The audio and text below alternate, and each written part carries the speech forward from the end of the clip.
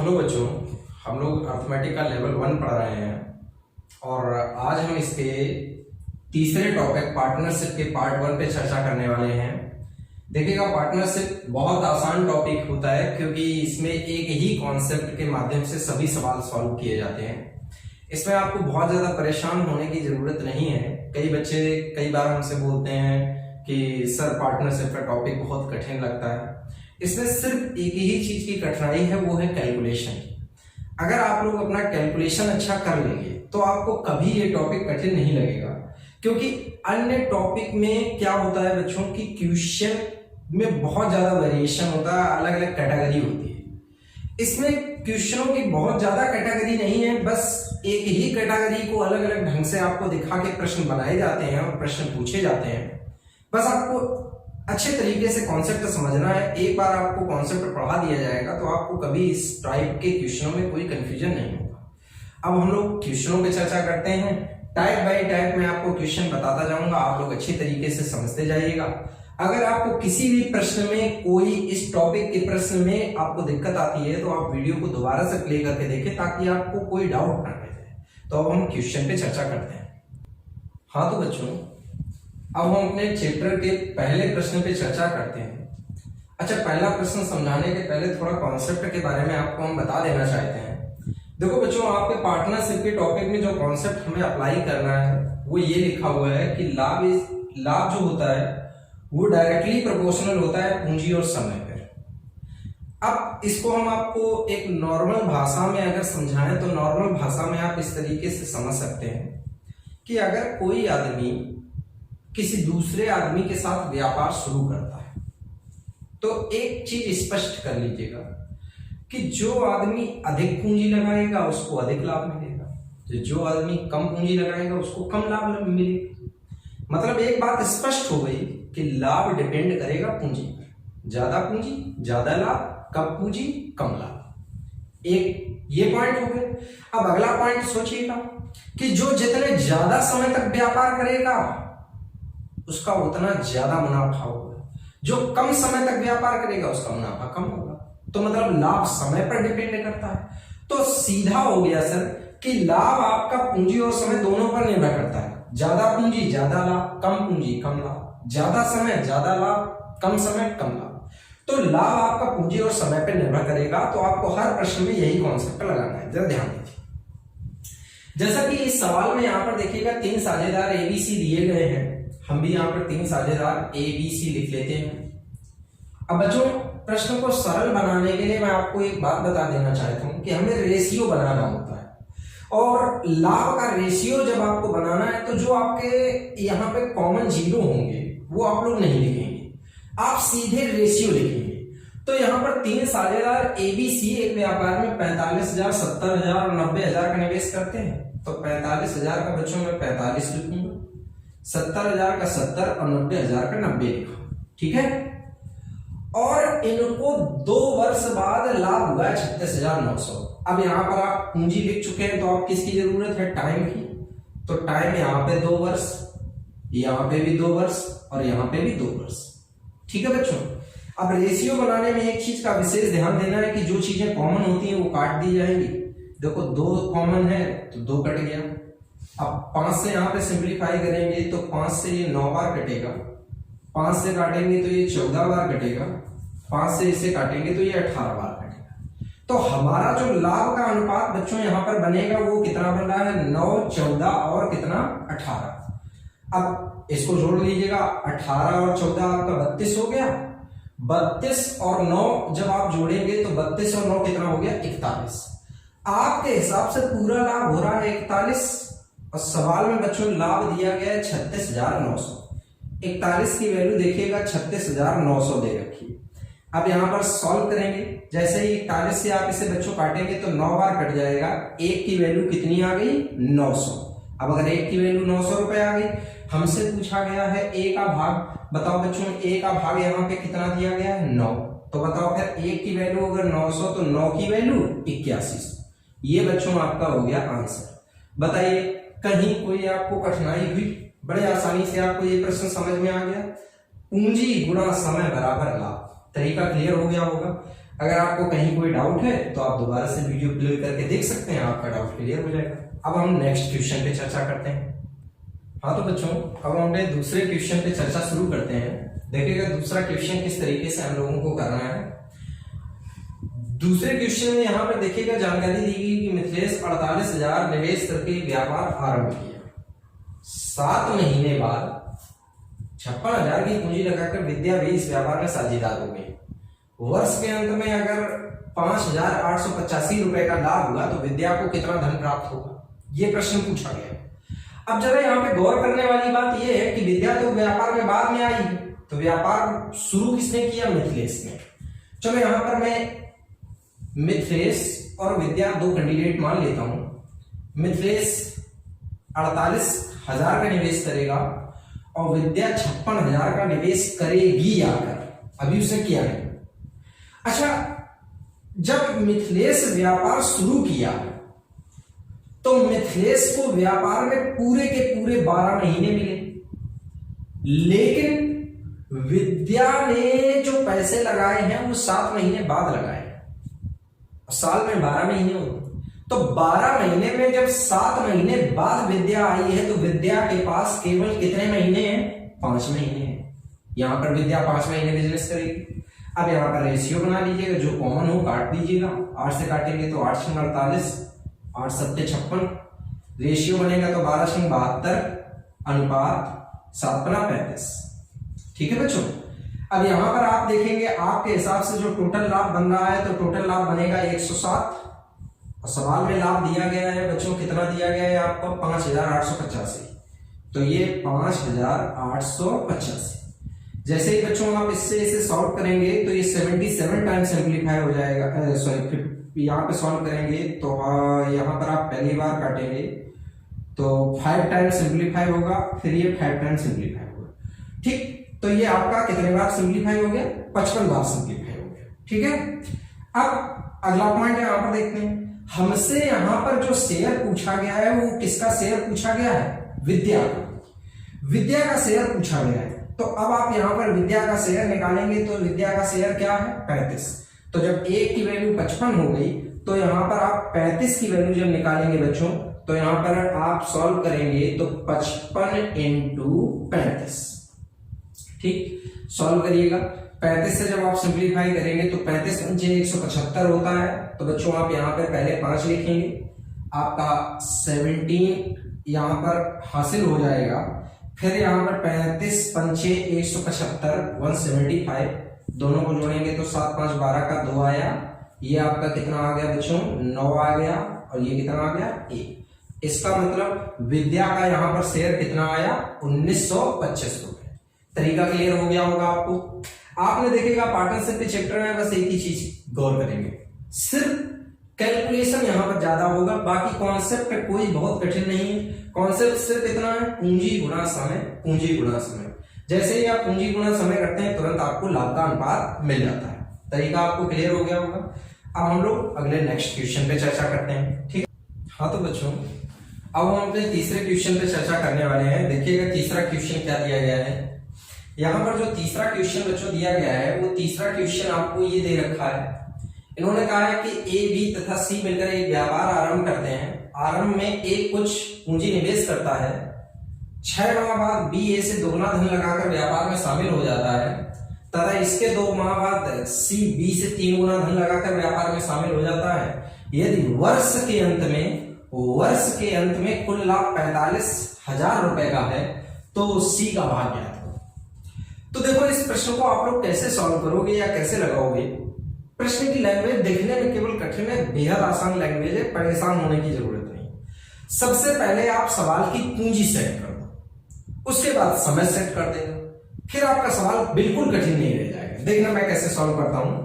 A B C 3 candidate बेटा मैंने ले लिए। अब देखो बच्चों यहां पर इन्होंने पहले ने कहा क्या रखा, ए कुछ पूंजी लगाता है। अब हमें नहीं पता है कितनी लगाता है, मान लिया एक पूंजी लगाता है, लिखा है 6 माह बाद बी ए से दोगुना लगाएगा, तो ए से दोगुना बी लगाएगा तो क्या लगाएगा, 2 लगाएगा। और फिर लिखा है कि इसके 2 माह बाद सी बी से तिगुना लगाएगा, तो सी बी से तिगुना लगाएगा तो इसका तिगुना कितना हो गया 6। तो देखो आपने ए से दुगना और बी से तिगुना कर दिया, तो सबसे पहले तो आपने इन्वेस्ट कर दिया। अब इन्वेस्ट करने के बाद आप टाइम को सेट करिएगा।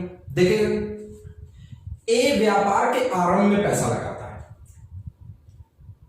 तो जब ये व्यापार के आरंभ में पैसा लगाया है तो इसके पास तो कंप्लीट 12 महीने। भाई वर्ष में आपके कितने महीने होते हैं? 12 महीने होते हैं, तो इसके पास कंप्लीट 12 महीने। लेकिन बी ने पूंजी 6 महीने बाद लगाई। तो इस बात को समझ लीजिएगा कि अगर कोई आदमी 6 महीने बाद व्यापार में आया है तो उसके पास व्यापार में बचे कितने महीने? 6 महीने। तो इसकी पूंजी केवल 6 महीने तक ही चलेगी। अच्छा, लिखा है कि इसके 2 माह बाद सी, इसके किसको इंडिकेट कर रहा है? बी को। बी के मतलब बी के 2 महीने बाद सी आया है, तो 6 तो इसके बीत गए, 2 और बीत गए, तो 8 महीने बाद सी आया। अब बच्चों जब 8 महीने बाद सी आया है तो 12 महीने में तो 8 महीने तो निकल चुके, तो बचे क्या महीने? 4। तो सी के पास आ गए 4 महीने। अब सॉल्व कर लीजिएगा। यहां पर अगर आप देखेंगे तो पूरे में 6 कॉमन है, 6 और 6 दूनी 12। और देखिएगा कॉमन बन रहा है 2 एकम 2, 2 एकम 2, 2 दूनी 4। तो बताओ बच्चों यहां पर आपके लाभ का अनुपात बना 1:1:2। हमारे हिसाब से अगर टोटल लाभ देखा जाए तो लाभ कितना? 4। और सवाल का लाभ यहां पर बच्चों दिया गया है 45,000, तो 4 की वैल्यू यहां पर लिख लीजिएगा 45,000। सॉल्व करिएगा। 4 से अगर काटेंगे तो 4 एकम 4 कितना आया? फिर 4 एकम 4, फिर यहां पर आपका 10 हो गया, 4 दूनी 8, 4 पंचे 20। आपका कितना आ गया? 11,250। ये 11,250 जो वैल्यू निकली है ये तो 1 की वैल्यू है, लेकिन हमसे पूछा गया है सी का भाग। तो सी का भाग यहां पर कितना दिया गया है? 2। तो जैसे ही आप यहां पर 2 की वैल्यू निकालोगे तो 2 की वैल्यू बेटा आपकी निकलेगी 22,500। तरीका क्लियर हो गया होगा किस तरीके से आपको ये सवाल लगाना है। आपको बड़े आसान तरीके से ये सवाल समझ में आ गया होगा। अब मैं आपको बच्चों अगला क्वेश्चन बताता हूं, ठीक है? हाँ तो बच्चों अब हम अपने क्वेश्चन 4 पे चर्चा करने वाले हैं। देखिए जो ये क्वेश्चन 4 लिखा हुआ है इसको अच्छे तरीके से समझिएगा। ये थोड़ा सा अलग टाइप का प्रश्न है, थोड़ा ध्यान दीजिएगा। 3 साझेदार एबीसी एक व्यापार में 50,000 का निवेश करते हैं। ए बी से 4,000 अधिक, बी सी से 5,000 अधिक लगाए और वर्ष के अंत में 35,000 का लाभ हुआ, तो बी का भाग क्या था? देखो यहां पे थोड़ा सा पूंजी को अलग ढंग से वितरित किया गया है। आपको एक साथ अमाउंट दे रखा है। 3 साझेदार एबीसी 50,000 का निवेश करते हैं, ठीक। फिर उनके बारे में बताया कौन किससे कम ज्यादा लगाता है, फिर ये अलग मैटर है। अब इस सवाल को आप कैसे लगाओगे, कैसे सॉल्व करोगे, वो तरीका मैं आपको समझाता हूं। थोड़ा सा लॉजिकली अगर हम लोग इस सवाल को लगा ले तो मजा आ जाएगा। ध्यान देना, हम यहाँ पर 3 कैंडिडेट ए बी सी आपके सामने लिखते हैं। अच्छा थोड़ा मैं आपके माइंड को सेट करने की कोशिश करता हूं। 50,000 को आप 50 बोलोगे, 4,000 को आप 4 बोलोगे और 5,000 को 5 बोलोगे। मतलब 1000 नहीं बोलना है। 50,000 को 50, 4,000 को 4 और 5,000 को 5। मान लिया कि 50 का इन्वेस्ट करना है। अब 50 का इन्वेस्ट करना कैसे? कह रहा है कि ए बी से 4 जाता और बी सी से 5 जाता है। तो दिमाग लगाओ कि जितना भी सी लगाएगा, कितना लगाएगा नहीं पता, लेकिन सी से बी 5 ज्यादा लगाएगा, तो एक्स्ट्रा कितना हो गया? 5। और जितना भी बी लगाएगा उससे ये 4 ज्यादा लगाएगा, तो अगर 4 और बढ़ा दें तो कितना हो गया? 9।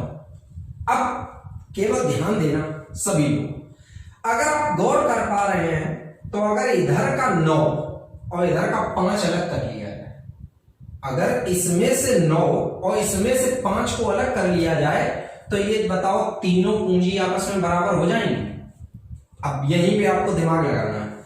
हमने क्या किया कि 9 और 5 14 को अलग कर लिया और 50 में से जैसे ही 14 कम होता है तो बचा कितना? 36, और 36 को तीनों में बराबर बांट दो तो ये 12, ए भी 12, लेकिन 12 में क्या एक्स्ट्रा? 5, तो 12 5 17, ए भी 12, लेकिन 12 और 9 कितना? 21। ये आपकी पूंजी का बंटवारा हो गया।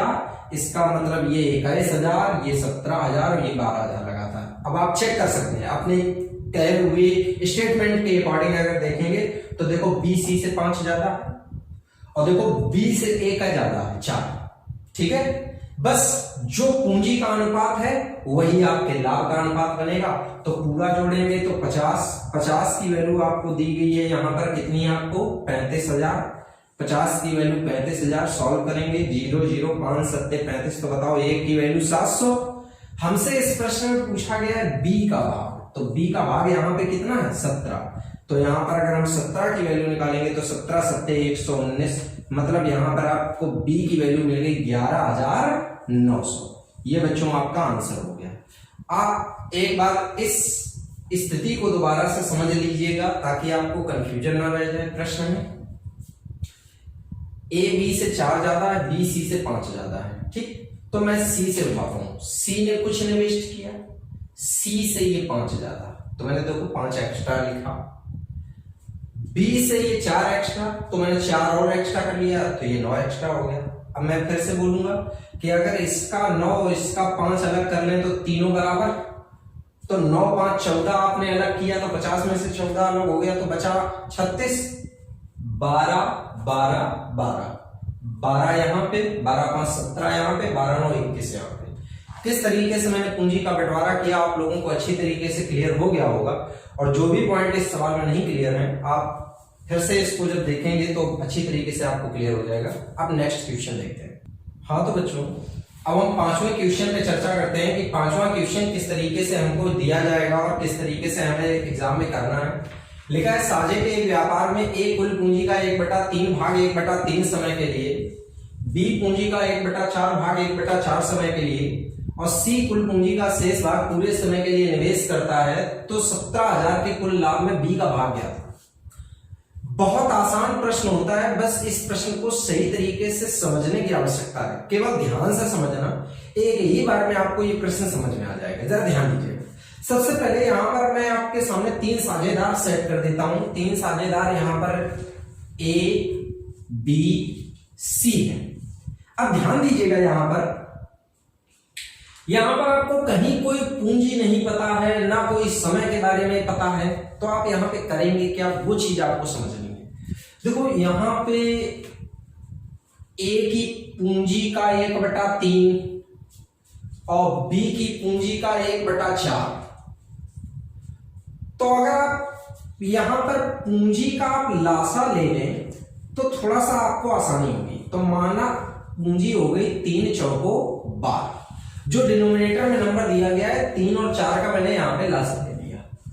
अब इसी प्रकार से यहां पर देखो 1/3 समय और यहां पर आपका 1/4 समय, तो समय का भी आप लासा ले लीजिएगा।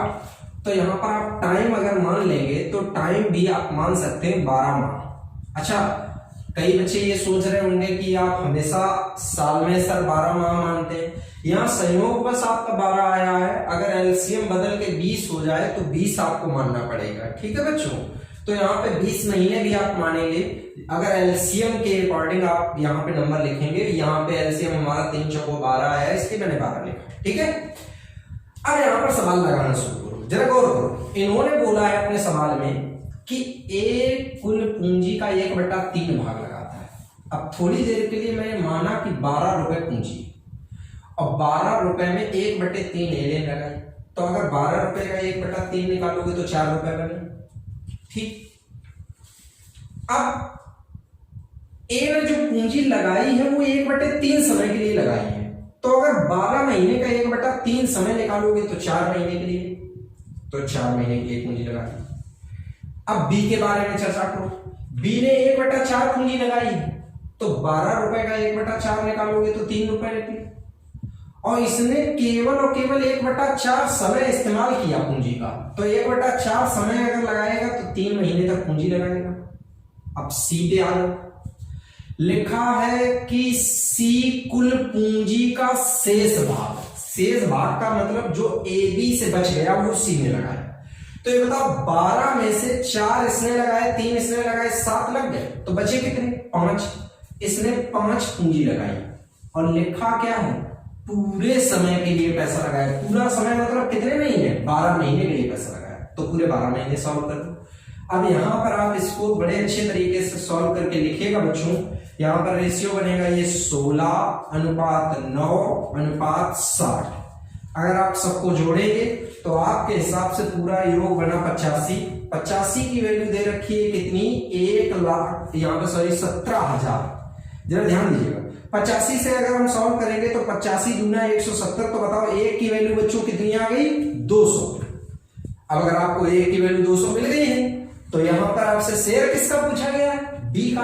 तो जब बी का शेयर पूछा गया है तो यहां पर बी का शेयर बच्चों कितना है आपका, 9। तो बताओ फिर एक की वैल्यू 200 तो 9 की वैल्यू 1800, और ये बच्चों आपका हो गया आंसर। लॉजिक अच्छी तरीके से आपको क्लियर हो गया होगा। अगर आपको इस प्रश्न में कहीं कोई डाउट है तो फिर आप इसको दोबारा से प्ले करके देख सकते हैं और अच्छी तरीके से इस क्वेश्चन को क्लियर कर लीजिएगा। ठीक है, अब नेक्स्ट क्वेश्चन देखते हैं। हाँ तो बच्चों, अब हम अपने छठवें क्वेश्चन पे चर्चा करते हैं कि देखिएगा छठवां क्वेश्चन किस तरीके से आप करेंगे। ये थोड़ा सा अलग तरीके से लिखा गया है लेकिन कठिन नहीं है, केवल नॉर्मल तरीके से। मैंने आपसे पहले ही कह रखा है कि साझेदारी का चैप्टर कठिन नहीं है, सिर्फ उसको सही तरीके से समझाने और समझने की आवश्यकता है और बेहद आसान तरीके से आप चैप्टर को समझ सकते हैं। यहाँ पर बच्चों देखिएगा आपको दिया गया है कि ए तथा बी मिलकर एक व्यापार आरंभ किया। ए ने 36,000 रुपए 8 महीने के लिए निवेश किए, बी ने कुछ पूंजी लगाई 6 महीने के लिए, और बाद में लिखा है कि वर्ष के अंत में बी को कुल लाभ का 15/31 भाग मिला, तो बी ने कितना धन लगाया। तो ध्यान दीजिएगा, सबसे पहले तो आप यहां से स्टार्ट करिएगा। ए और बी दो कैंडिडेट हैं, इसने 36,000 की पूंजी लगाई है। अब यहां पर देखिएगा आपको अमाउंट निकालना है, इसलिए आप पूरा अमाउंट लिखेंगे 36,000, ठीक, और 8 महीने के लिए लगाया, ठीक है। इसके बाद बी ने पता नहीं कितनी पूंजी लगाई, यहां पे आप कोई भी वेरिएबल लिख सकते हैं, वेरिएबल लिख लीजिएगा, क्वेश्चन मार्क लगा दीजिएगा, कोई फर्क नहीं पड़ता है। और इसकी पैसे लगे हैं 6 महीने के लिए, ठीक। अब बाद में लिखा हुआ है कि जो लाभ है, लाभ में बी को 15/31 मिला। गौर करना, बी को कुल लाभ का 15/31 भाग मिला।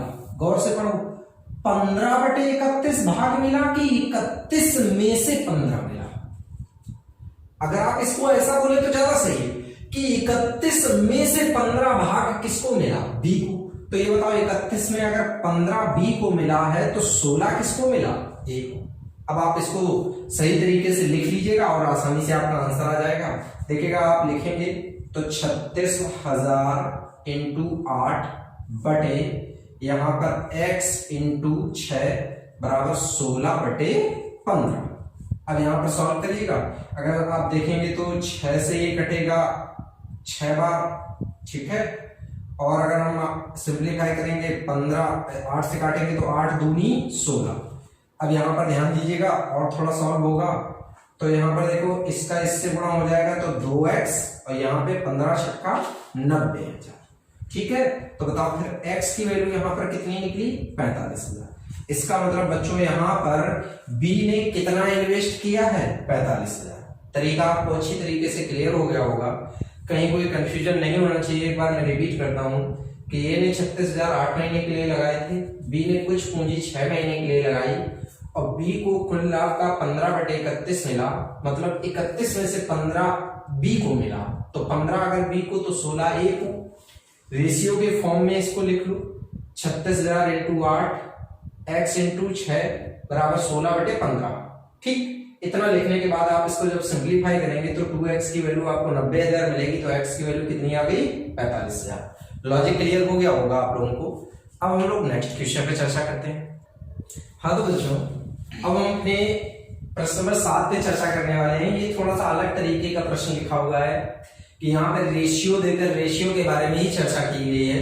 प्रश्न में बताया गया कि एक व्यापार में 3 साझेदार ए 3 साझेदारों के लाभ का अनुपात 5, 7, 8 है। इनका धन क्रमशः 14 महीने, 8 महीने, 7 महीने के लिए निवेशित रहा, तो इनकी पूंजियों का अनुपात क्या है। देखिएगा, अगर हमने इसको सही तरीके से ना लगाया तो ये प्रश्न बहुत लंबा हो जाएगा, और अगर थोड़े से हमने दिमाग का इस्तेमाल कर लिया तो केवल एक स्टेप में हम लोग सवाल सॉल्व कर सकते हैं। अब वही स्टेप मैं आपको समझाऊंगा, जरा गौर, जरा इस चीज को अब हम लोगों को समझना है कि ये देखिएगा लिखा क्या है मैंने, कि लाभ बराबर पूंजी गुणा समय। हम लोग जितने भी सवाल अभी तक लगाए उस हर सवाल में एक ही बात तो लिखते रहे, लाभ बराबर पूंजी गुणा समय, मतलब रेशियो के फॉर्म में लिखते रहे, लेकिन लगाने का मेथड यही तो रहा, पूंजी गुणा समय। तो अब यहां पर अगर मैं आपसे पूंजी का जिक्र करूं तो पूंजी निकालने के लिए आप लोगों को क्या करना चाहिए कि पूंजी निकालने के लिए लाभ में किसका भाग दे दो, समय का। तो अगर यहां पर आप पूंजी का रेशियो लिखना चाहते हो तो तुरंत यहां पर आप लाभ में किसका भाग दे दो, समय का, और तुरंत आपका अनुपात किसका बनेगा, पूंजी का। तो लॉजिक क्लियर हो गया। तो अब इसी लॉजिक का आप लोगों को इस्तेमाल करना है। जरा ध्यान देंगे सभी लोग किस तरीके से आप इस सवाल को लगाएंगे, जरा गौर करिएगा। जैसा कि सवाल में यहां पर 3 साझेदार हैं, फर्स्ट, सेकेंड, थर्ड, ये 3 साझेदार मैंने क्रिएट कर दिया आपके सामने। सबसे पहले आप लोग यहां पर लाभ लिखो, 5:7:8। ये आपने क्या लिखा, लाभ, और लाभ के बटे में क्या जाएगा, समय। तो समय इसका क्या है, 14, इसका क्या है, 8, और इसका क्या है, 7। तरीका आपको क्लियर हो गया। तो अब आपको यहां पर क्या करना है, आपको इनका एलसीएम लेना है। तो जब आप एलसीएम लेंगे, 14, 8, 7 का लासा लेंगे तो आपका लासा आया 56। ठीक, 14 का भाग 56 में 4 बार जाएगा, 4 पंचे 20, अनुपात 8 का भाग 56 में कितने बार, 7 बार, 7 सत्ते 49, फिर 7 का भाग 56 में कितने बार, 8 बार, 8 अट्ठे 64, और ये आपका रहा आंसर। तरीका आप लोगों को क्लियर हो गया होगा। एक बार फिर से रिपीट करता हूं कि पूंजी निकालने के लिए लाभ बटे समय। तो लाभ मैंने लिखा 5, 7, 8, फिर इनके समय का जो आपको टाइम दिया गया उसका यहां पर मैंने भाग दिया, ये 14, ये 8, और ये कितना, 7। इसके बाद आप बार बार यहां पर इसमें एलसीएम में भाग देते जाइएगा और गुणा करते जाइए। तो 14 का भाग 4 बार, 4 पंचे 20, 8 का भाग 7 बार, 7 सत्ते 49, 7 का भाग 8 बार, 8 अट्ठे 64, और ये आपका आंसर। तरीका आप लोगों को क्लियर हो गया होगा और कोई डाउट भी नहीं रहा होगा। अच्छी तरीके से इस सवाल को समझ लीजिएगा और नोट कर लीजिएगा। ठीक है, अब नेक्स्ट क्वेश्चन। हाँ तो बच्चों, अब हम क्वेश्चन नंबर 8 की चर्चा करने वाले हैं। ये क्वेश्चन नंबर 8 थोड़ा सा अलग तरीके से लिखा गया है, मतलब अलग कैटेगरी का है। तो किस तरीके से आप इस सवाल को लगाएंगे ये मैं आपको समझाता हूं कि कभी भी अगर आपको जानवरों संबंधी कोई प्रश्न लेवल 1 के अकॉर्डिंग अगर मिलता है तो इसी कैटेगरी में मिलता है, और आप इस तरीके के प्रश्न को कैसे सॉल्व करेंगे ये मैं आपको बताता हूं। बेहद आसान प्रश्न है, कोई भी परेशान होने की जरूरत नहीं, बेहद आसान प्रश्न। देखिएगा, आप जितने भी जानवर चराने वाले कैंडिडेट हैं सबसे पहले तो उनको लिख लीजिएगा, A, B, C और D। अब यहां पर देखिएगा आप कौन आदमी कितनी गाय और कितने महीने तक चलाता है। तो A अपनी 18 गाय 4 महीने चलाता है, 18 × 4 अनुपात। B अपनी 25 गाय चलाता है और ये 2 महीने चलाता है, तो 25 × 2। C के बारे में देखो तो 28 गाय 5 महीने चलाता है, 28 × 5। और लास्ट में D देखिएगा 21 गाय 3 महीने चलाता है, तो 21 × 3। बस अब आपको केवल गुणा करना है। तो 18 × 72 अनुपात 50 अनुपात 140 अनुपात 63। कॉमन कुछ भी नहीं है, जब कुछ भी कॉमन नहीं है तो कटने का सवाल ही नहीं। अब यहां पर दिया क्या है, इन्होंने कहा कि A का भाग 3600, तो चरागाह का कुल किराया ज्ञात करो। तो हमें जो वैल्यू दी गई है वो 72 की वैल्यू दी गई है। तो अगर 72 की वैल्यू दी गई है तो यहां पर हम 72 की वैल्यू लिखेंगे, तो 72 की वैल्यू 3600 लिखिएगा। 72 पंचे 360। तो बताओ बच्चों, A की वैल्यू कितनी बन गई आपकी, 50। अब हमें कुल किराया बताना है, तो कुल किराया बताने के लिए सबको पहले जोड़िएगा। तो जब आप सबको जोड़ेंगे तो आप जोड़ेंगे तो ये आपका 72 है, ये आपका 50 है, ये 140 है, ये आपका 63 है। जोड़ लीजिएगा, 3 2 5 यहाँ पर आ रहा है, और यहाँ पर 7 5 12, 12 और 4 16, और 6 कितना, 22 का 2 हो गया, और ये आपका 325 आया। ठीक है, तो अब आप इसको क्या कर सकते हैं कि 325 की वैल्यू निकालेंगे। तो कुल किराया 325 की वैल्यू जब निकालेंगे तो 50 का गुणा होगा 0, यहां से लिखेंगे 0। 5 पंचे 25 का कितना आया, 5।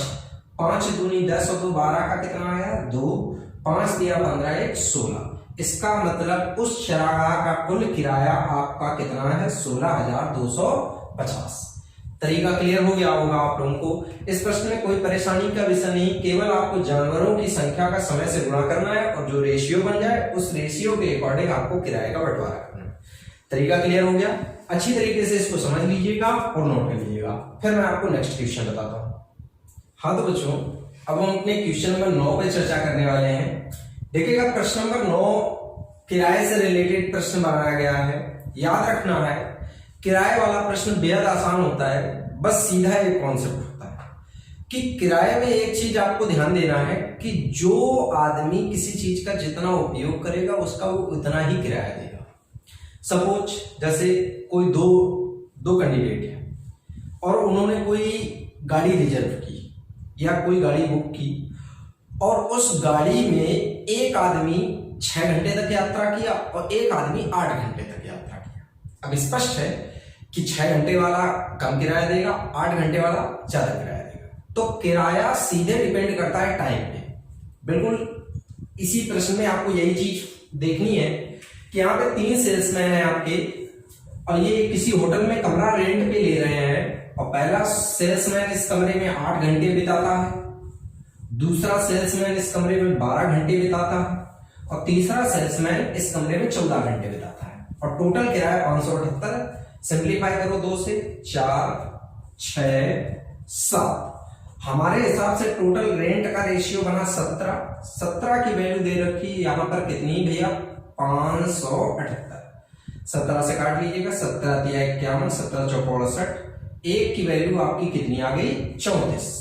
अब हमसे पूछा गया तीसरा सेल्समैन कितना देखो, तीसरा सेल्समैन का शेयर कितना है 7। तो जब एक की वैल्यू 34 है तो आप 7 की वैल्यू भी निकाल सकते हैं। 7 चौको 28 का 8, 7 तिया 21 और 21 और 2 23। इसका मतलब हमारा तीसरा सेल्समैन 238 रुपए का पेमेंट करेगा। तरीका क्लियर हो गया होगा आप लोगों को।